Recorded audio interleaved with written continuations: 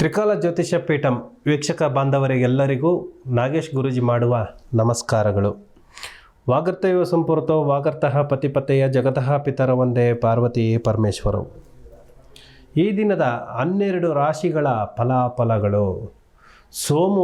ಸೋಮವಾರದ ವಿಶೇಷವಾಗಿ ಈ ದಿನದಲ್ಲಿ 12 ರಾಶಿಗಳಿಗೆ ಸಂಬಂಧಿಸಿದಂತೆ ಮೊದಲನೆಯದಾಗಿ ಮೇಷರಾಶಿಯವರಿಗೆ ನೀವು ಅಂದ್ಕೊಂಡಂತಹ ಕೆಲಸ ಕಾರ್ಯ ನೆಮ್ಮದಿಯ ಬುನಾದಿ ಹೇಗೆ ದೊರಕುತ್ತದೆ, ಹೇಗೆ ಅನುಕೂಲ ಆಗುತ್ತದೆ ಅಂತಂದರೆ, ನೀವು ಹಾಕುವಂತಹ ಒಂದೊಂದು ಹೆಜ್ಜೆನೂ ಕೂಡ ನಿಮಗೆ ದಾರಿದೀಪವಾಗಬೇಕು. ಅದೇ ಮಾರ್ಗದಲ್ಲಿ ಗುರುವಿನ ಆಜ್ಞೆಯಿಂದ, ಗುರು ಮಹಾತ್ಮ ಅಂತಂದರೆ ನಮ್ಮ ವಿದ್ಯೆ, ನಮ್ಮ ಕೆಲಸ ಕಾರ್ಯ, ನಮ್ಮ ಜ್ಞಾನಕ್ಕೆ ಸಂಬಂಧಿಸಿದಂತೆ ಬಿಗ್ ಸಪೋರ್ಟ್ ಮಾಡುವಂಥದ್ದು ಗುರು ಮಹಾತ್ಮ. ಈ 9 ಗ್ರಹಗಳಲ್ಲೂ ಕೂಡ ವಿಶೇಷವಾಗಿ ಗುರು ಮಹಾತ್ಮ ಯಾಕೆ ಅಂತಂದರೆ, ಬ್ರಹ್ಮ ಲಿಪಿ ಅಂತಂದರೆ ಹಣೆ ಬರಹ ಅನ್ನುವಂಥದ್ದು ಏನಿದೆಯೋ ಆ ಲಿಪಿಗೆ ತದ್ಗುರುವಾಗಿ ಇರುವಂಥದ್ದು ಗುರು ಮಹಾತ್ಮನ ಫಲದಿಂದ. ಆದ ಕಾರಣದಿಂದ ಗುರುವಿನ ಯೋಗ ಬಲದಿಂದ ಎಲ್ಲವನ್ನು ಕೂಡ ಸಿದ್ಧಿಸಿಕೊಳ್ಳುವಂತಹ ಫಲ ಈ ದಿನ ಆಗುತ್ತದೆ. ಗುರು ಪಾದುಕಂ, ಗುರು ಪೂಜೆಯನ್ನು ಹಮ್ಮಿಕೊಂಡ್ರೆ ಎಲ್ಲ ಸಮಸ್ಯೆಗಳನ್ನು ಕೂಡ ಪರಿಹಾರ ಮಾಡಬಹುದು. ಮತ್ತು ವೃಷಭ ರಾಶಿಗೆ ಸಂಬಂಧಿಸಿದಂತೆ ನಿಮ್ಮಲ್ಲಿ ಈ ದಿನ ಸ್ವಲ್ಪ ಮಾನಸಿಕವಾಗಿ ನೊಂದು ಬೆಂದು ಮತ್ತು ದೈಹಿಕವಾಗೂ ಕೂಡ ನಿಮ್ಮ ಒಳ್ಳೆ ಊಟ ಆರೋಗ್ಯ ತಗೊಳ್ತಾ ಇದ್ರೂ ಕೂಡ ಆರೋಗ್ಯದಲ್ಲೂ ಕೂಡ ಏರುಪೇರಾಗುವಂತಹ ಸನ್ನಿವೇಶ ಈ ದಿನ. ಅದಕ್ಕಾಗಿ ನಿಮ್ಮ ಮನಸ್ಸಿಗೂ ಬುದ್ಧಿಗೂ ಸಂಬಂಧಿಸಿದಂತೆ, ನಿಮ್ಮ ಆಲೋಚನೆಗಳಿಗೂ ಸಂಬಂಧಿಸಿದಂತೆ ಹಿತನುಡಿಗಳು ಬೇಕು. ಹಿತನುಡಿಗಳು ಎಲ್ಲಿಂದ ಸಿಗುತ್ತದೆ? ನಮ್ಮ ಪ್ರೀತಿ ಪಾತ್ರಗಳಿಂದ ಮತ್ತು ತಂದೆ ತಾಯಿಗಳಿಂದ. ನಮಗೆ ತುಂಬ ಯಾರು ನಮ್ಮ ಗುಣಗಳನ್ನು ಹೊಂದಿಕೊಂಡಿರ್ತಾರೋ ಅವ್ರ ಹತ್ರ ನಾವು ಎಲ್ಲ ಸಮಸ್ಯೆಗಳನ್ನು ಶೇರ್ ಮಾಡಿಕೊಂಡಾಗ ಇಡೀ ಸಮಸ್ಯೆಗಳನ್ನು ಪರಿಹಾರ ಮಾಡ್ಕೋಬಹುದು ಅನ್ನುವಂಥದ್ದು ಸುಲಭ ಧ್ಯಾನ ಅನ್ನುವಂಥದ್ದು ಬರ್ತಾ ಇದೆ.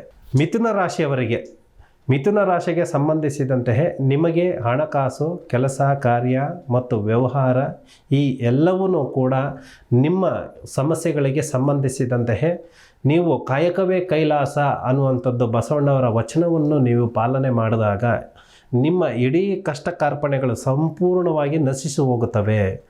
ಆದ ಕಾರಣದಿಂದ ನೀವು ಮಾಡ್ತಾ ಇರುವಂತಹ ಕೆಲಸ ಕಾರ್ಯವನ್ನು ಇಷ್ಟಪಟ್ಟು ನೀವು ಮಾಡಬೇಕಲ್ಲ ಅಂತ ಅಂದ್ಬಿಟ್ಟು ಜವಾಬ್ದಾರಿ ತಗೊಂಡು ಮಾಡಿದಾಗ ನಿಮಗೆ ಒತ್ತಾಯ ಆಗ್ಬೋದು, ಒತ್ತಡ ಆಗ್ಬೋದು, ಮತ್ತು ಒತ್ತಾಯ ಪೂರ್ವಕವಾಗಿ ಬೇರೆಯವರಿಂದ ನೀವು ಪ್ರೆಷರ್ ಹಾಕಿದಾಗ ನೀವು ಮಾಡೋಕ್ಕಾಗೋದಿಲ್ಲ. ಆದ ಕಾರಣದಿಂದ ಇಷ್ಟಪಟ್ಟು ನೀವು ಕೆಲಸ ಮಾಡಿ ಪ್ರತಿಫಲ ಖಂಡಿತವಾಗಲೂ ಕೂಡ ಸಿಗುತ್ತದೆ. ಒಳ್ಳೆ ಅವಕಾಶ ಇದೆ, ಉಪಯೋಗಿಸ್ಕೊಳ್ಳಿ.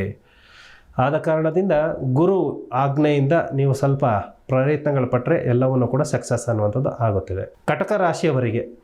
ಕಟಕ ರಾಶಿಗೆ ಸಂಬಂಧಿಸಿದಂತೆ ನಿಮ್ಮ ಕೆಲಸ ಕಾರ್ಯಗಳು ಎಲ್ಲವೂ ಕೂಡ ಒತ್ತಡದಲ್ಲಿದ್ದಾವೆ.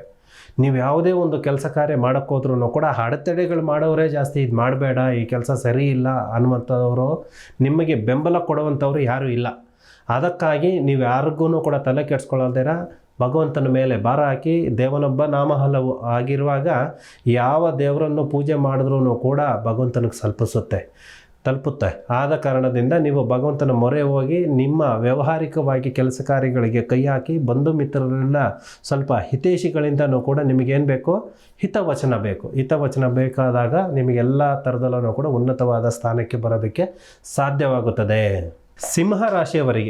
ಸಿಂಹ ರಾಶಿಗೆ ಸಂಬಂಧಿಸಿದಂತೆ ನಿಮ್ಮ ಮುಖದಲ್ಲೇ ಇರುವಂತಹ ಒಂದು ಭಯ, ಭಕ್ತಿ ಈ ಎರಡೂ ಕೂಡ ನಿಮ್ಮನ್ನು ಮಿಕ್ಸ್ ಮಾಡಿ, ಅಂತಂದರೆ ನೀವು ಮಾಡುವಂತಹ ಕೆಲಸ ಕಾರ್ಯ ನಿಮಗೆ ನಿಷ್ಠೆ ಅನ್ನುವಂಥದ್ದು ಕರೆಕ್ಟಾಗಿ ನೀವು ಮಾಡಿದ್ರೂ ಕೂಡ, ಜವಾಬ್ದಾರಿ ಅನ್ನುವಂಥದ್ದು ನೀವು ತಗೊಂಡಿದ್ರೂ ಕೂಡ ಭಯ ಅನ್ನುವಂಥದ್ದು ನಿಮ್ಮ ಒಳಗಡೆ ಇರ್ತೈತೆ. ಆದ ಕಾರಣದಿಂದ ಆ ಭಯವನ್ನು ಬಿಟ್ಟು ಮೇಲಧಿಕಾರಿ ಆಗಿರ್ಬೋದು, ನಿಮ್ಗಿನ ಕೆಳಗಡೆ ಆಗಿರ್ಬೋದು, ಸಹಪಾಠಿಗಳಾಗಿರ್ಬೋದು, ಯಾವುದಕ್ಕೂ ತಲೆ ಕೆಡಿಸ್ಕೊಳ್ಳೋಕೆ ಹೋಗಬೇಡಿ. ನೀವು ಮಾಡುವಂತಹ ಕೆಲಸ ಕಾರ್ಯ ನಿಮ್ಮ ಕೈಲಿ ಆಗುತ್ತೋ ಇಲ್ವೋ ಅನ್ನುವಂಥದ್ದು ಗೊಂದಲ ಕೂಡ ಬೇಡ. ಖಂಡಿತವಾಗ್ಲೂ ಕೂಡ ಕೆಲಸಕ್ಕೆ ಕೈ ಹಾಕಿ, ಶುಭ ದಿನ, ಒಂದು ಹೊಸ ಬಿಸ್ನೆಸ್ಸಿಗೆ ಕೈ ಹಾಕಿ, ಎಲ್ಲವನ್ನೂ ಕೂಡ ಸಕ್ಸಸ್ ಆಗುತ್ತದೆ.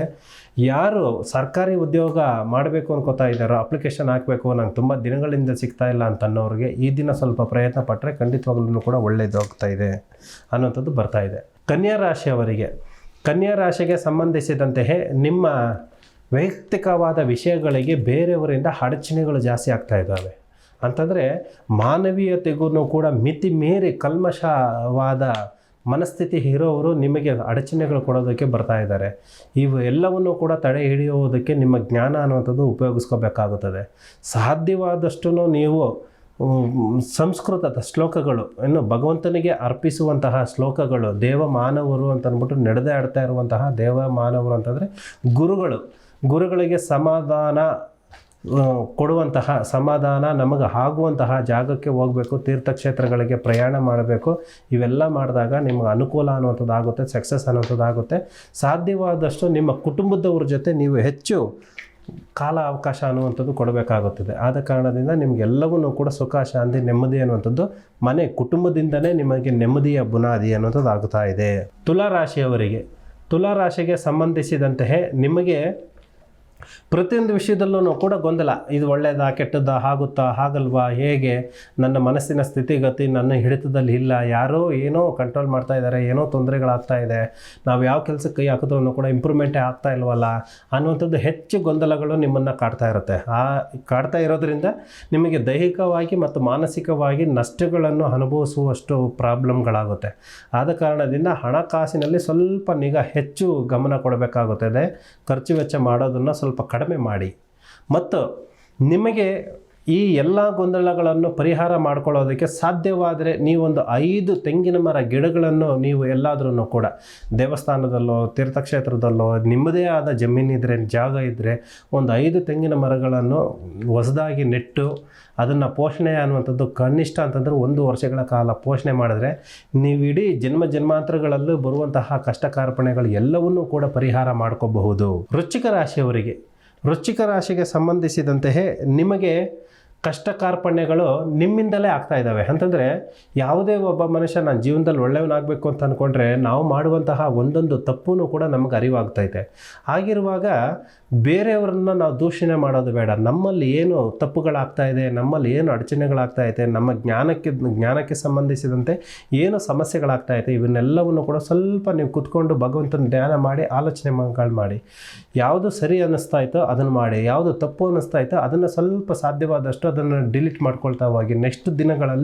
ಮುಂದಿನ ದಿನಗಳಲ್ಲಿ ಅದನ್ನು ಕಂಪ್ಲೀಟಾಗಿ ಅದನ್ನು ಅನುಸರಿಸಬಾರ್ದು. ಒಳ್ಳೆಯದನ್ನು ಮಾತ್ರನೇ ಅನುಸರಿಸ್ಕೊಂಡು ಹೋದಾಗ ನಿಮ್ಮ ಒಳ್ಳೆತನ ನಿಮಗೆ ಖಂಡಿತವಾಗ್ಲೂ ಕೂಡ ಭಗವಂತ ನಿಮ್ಮನ್ನು ಕೈ ಹಿಡಿತಾನೆ, ಎಲ್ಲ ರೂಪದಲ್ಲೂ ಒಳ್ಳೆಯದಾಗುತ್ತೆ. ಧನುಸ್ಸು ರಾಶಿಗೆ ಸಂಬಂಧಿಸಿದಂತೆ ನಿಮಗೆ ವೈಯಕ್ತಿಕವಾದ ವಿಷಯಗಳಿಗೂ ಮತ್ತು ಕುಟುಂಬಕ್ಕೂ ಮತ್ತು ಹಣಕಾಸಿಗೂ ವ್ಯವಹಾರಕ್ಕೂ ಎಲ್ಲ ಸಮಸ್ಯೆಗಳಿಗೂ ಕೂಡ ಮುಖ್ಯವಾಗಿ ನಿಮಗೆ ಸರ್ಪದೋಷಕ್ಕೆ ಸಮಾನ ಆಗುವಂತಹ ಸಮಸ್ಯೆಗಳು ಜಾಸ್ತಿ. ಕೇತು ಮತ್ತು ಕುಜಕ್ಕೆ ಸಮಾಧಾನ ಮಾಡಬೇಕಾಗಿರುವಂಥದ್ದು ನವಗ್ರಹ ಶಾಂತಿ ಅನ್ನುವಂಥದ್ದು. ಇವೆರಡನ್ನೂ ಕೂಡ ನೀವು ಪರಿಪಾಲನೆ ಮಾಡ್ಕೊಂಡು ಬರ್ತಾ ಇದ್ದರೆ ನಿಮ್ಮೆಲ್ಲ ಸಮಸ್ಯೆಗಳನ್ನು ಕೂಡ ಸಂಪೂರ್ಣವಾಗಿ ಕ್ಲಿಯರ್ ಮಾಡ್ಕೋಬೋದು.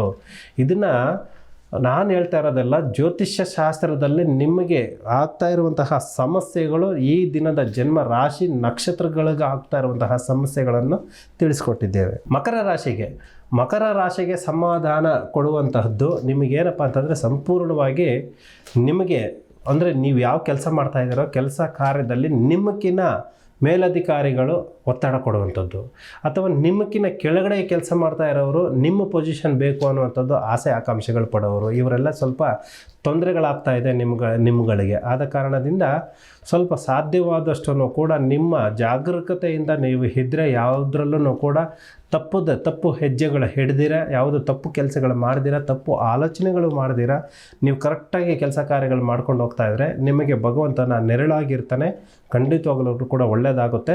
ಮತ್ತು ಸಾಧ್ಯವಾದಷ್ಟು ಈ ದಿನದಿಂದ 1 ವಾರದ ಮಟ್ಟಿಗೆ ನೀವು ಅಶ್ವತ್ಥಕಟ್ಟೆಯನ್ನು ಪ್ರದಕ್ಷಿಣೆ ಮಾಡಿದ್ರೆ ಇರುವಂತಹ ಎಲ್ಲ ಸಮಸ್ಯೆಗಳನ್ನು ಕೂಡ ಪರಿಹಾರ ಮಾಡಿಕೊಳ್ಳೋದಕ್ಕೆ ಮೂಲ ಕಾರಣವಾಗುತ್ತದೆ, ಉಪಯೋಗವಾಗುತ್ತದೆ. ಕುಂಭರಾಶಿಗೆ ಸಮಾಧಾನ ಅಂತಂದರೆ ನಿಮ್ಮ ಕೋಪ ಅನ್ನುವಂಥದ್ದು ನಿಮ್ಮ ಹಿಡಿತದಲ್ಲಿರಬೇಕು. ನಿಮ್ಮ ನಾಲಿಗೆಗೆ ಸಮಾಧಾನ. ನಿಮಗೆ ಯಾವುದೇ ಸಮಸ್ಯೆಗಳನ್ನು ಕೂಡ ನೀವು ಏಕಾಏಕಿ ನೀವು ಮಾತಾಡಬಾರ್ದು, ಗಂಭೀರವಾಗಿ ತಗೊಳ್ಬೇಕಾಗುತ್ತದೆ.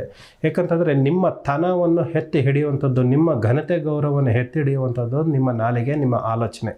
ಆದ ಕಾರಣದಿಂದ ನೀವು ಮಾತನಾಡುವ ಪ್ರತಿಯೊಂದು ಮಾತಿನಲ್ಲೂ ಕೂಡ ಹಿಡಿತದಲ್ಲಿರಲಿ ಮತ್ತು ಎಷ್ಟು ಸಾಧ್ಯನೋ ಅಷ್ಟು ಮಾತ್ರನೇ ಮಾತಾಡಿ. ಈ ಮಾತುಗಳಿಂದ ನಿಮಗೆ ತೊಂದರೆಗಳಾಗುವಂತಹ ಸಮಸ್ಯೆಗಳು ಈ ದಿನ ತುಂಬ ಇರೋದರಿಂದ ನೀವು ಯಾವ ಕ್ಷೇತ್ರದಲ್ಲಿದ್ದೀರೋ ಅವರಿಗೆ ನಿಮ್ಮ ಆಲೋಚನೆಗಳಿಗೆ ತಕ್ಕಂತೆ ನೀವು ಜೊತೆ ಸಮಾಧಾನ ಇರೋರ ಜೊತೆಯಲ್ಲಿ ನೀವು ಮಾತಾಡಿದ್ರೆ ಏನೂ ತೊಂದರೆಗಳಾಗೋದಿಲ್ಲ. ನಿಮ್ಮನ್ನು ಕೆಳಗಡೆ ಎಳಿಬೇಕು ಅನ್ನೋಂಥದ್ದೇ ಇರ್ತಾರೆ. ಅಂಥವ್ರ ಜೊತೆ ಮಾತಾಡುವಂಥದ್ದು ಸ್ವಲ್ಪ ಕಡಿಮೆ ಮಾಡ್ಕೊಳ್ಳಿ.